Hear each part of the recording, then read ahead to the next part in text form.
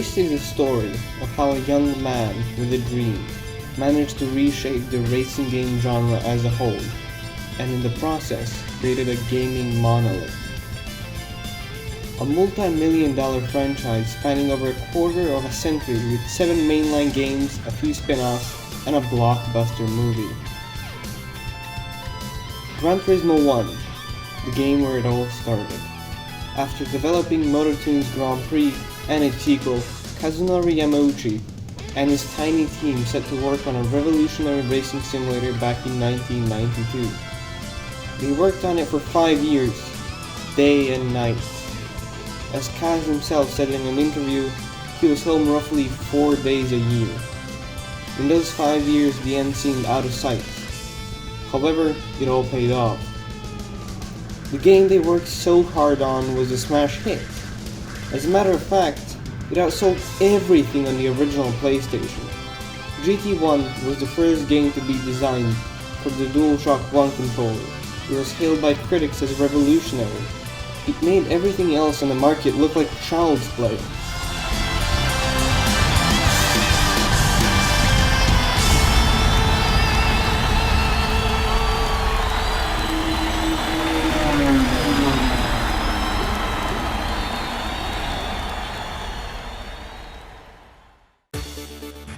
Even after that, Kaz wasn't satisfied.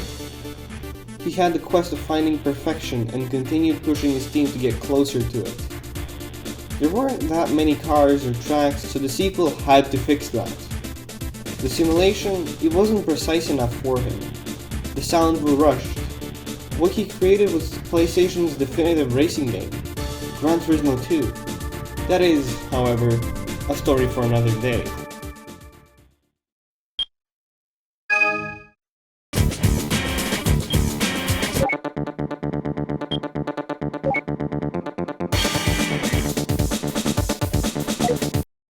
Well, for starters, this was a racing simulation, and for 1997, it was incredible.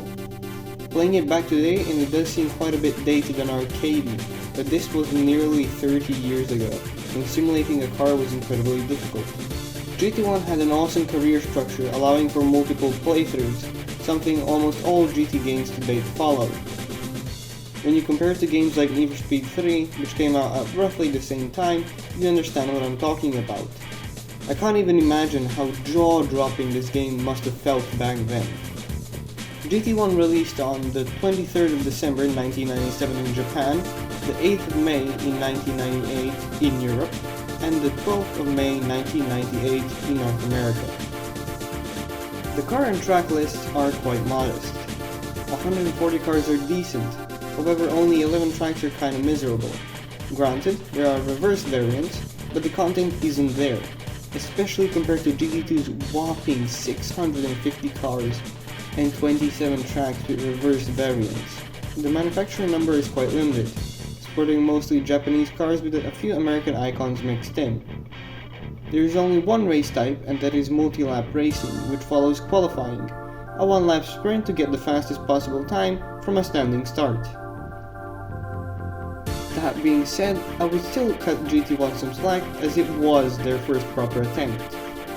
The game itself is relatively short, as you can beat it in just a few hours if you're strictly going for the GT League. The league consists of the Sunday, Clubman, GT, and GT World Cup.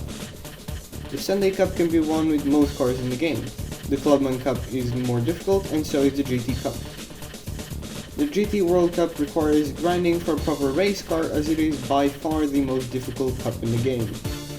A thing to know about the Gran Turismo games is that every single one of them has license tests.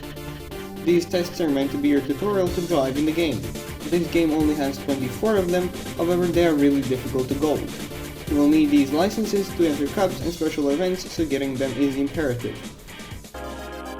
A big part of the experience in racing games is always the music that accompanies you, and this game delivers in all but one regard, the race music. First, let's talk about what it does right, the OST. Everything has a memorable jingle. All the car dealerships have separate music. This set the standard for all future Gran Turismo games, which all have their iconic original soundtracks. This, of course, evolved with time. And we got the absolutely iconic GT Lounge music, which is mostly Japanese jazz fusion and might just be the most relaxing instrumentals ever conceived. This game started a trend of shafting every release other than the Japanese one with music that isn't Moon Over the Castle. This of course being the undoubtedly definitive racing game song of all time and one of the best musical pieces I've ever listened to. It is just perfect in every way, and I love how Moon Over the Castle in GT game intros has been a tradition still going to this day, with the GT7 finally having it worldwide. As for the race music, you will be hearing repeats by the fourth race. In my case, this was Speed 16 by Feeder. This is caused by the fact that the game only has 11 songs to play during races. Don't get me wrong, the songs are really good, but the number of them does mildly hamper the experience, especially since Fatboy Slim, in Heaven, wasn't in this game, making it instantly inferior to Gran Turismo 2. This game looks phenomenal compared to every other racing game of the generation. Granted, they are quite hidden by the limited resolution the PS1 could churn out, but when upscaled they look absolutely incredible. The tracks are incredibly detailed and the car models are superb.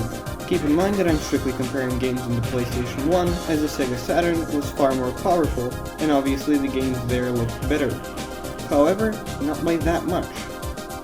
The system this game was running on had 2 MB of RAM. Just remember that. The AI are pretty good for their age, although due to the fact that they utilize rubber banding. I sincerely doubt that a Mazda Demio can catch up to a Super Mark III on the straights, especially since their difference in top speed is roughly 90 km per hour. The qualifying mode is outright broken, as you always find yourself seconds a lap slower in quali and then miles better in the race compared to the AI. Might just be a skill issue. Another issue they face is not really knowing the player is next to them and just driving like they aren't there. This is a recurring problem in the franchise, which is alarming to say the least.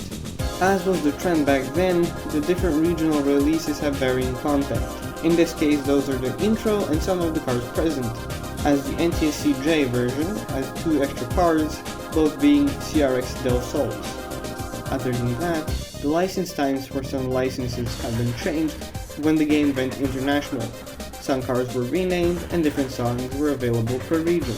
This is just scratching the surface, and all of the info will be in the link in the description, that being the cutting room floor, which I get most of the missing content info from if you want to give it a proper read.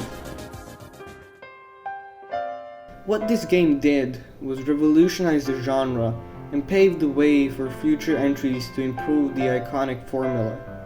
With GT1 selling incredibly well and GT2 selling just shy of 10 million units too, it was obvious that this franchise was destined for greatness. GT continued this trend of selling incredibly well on the 6th generation of consoles too, with the 2 games selling nearly 27 million units combined worldwide, creating icons in the process. This trend continued in the more recent GT titles as well, but a Gran Turismo game has never topped the bestsellers other than that magical first effort. What GT1 did was nothing short of extraordinary. It released in 1997 and left behind one of racing's most legendary franchises.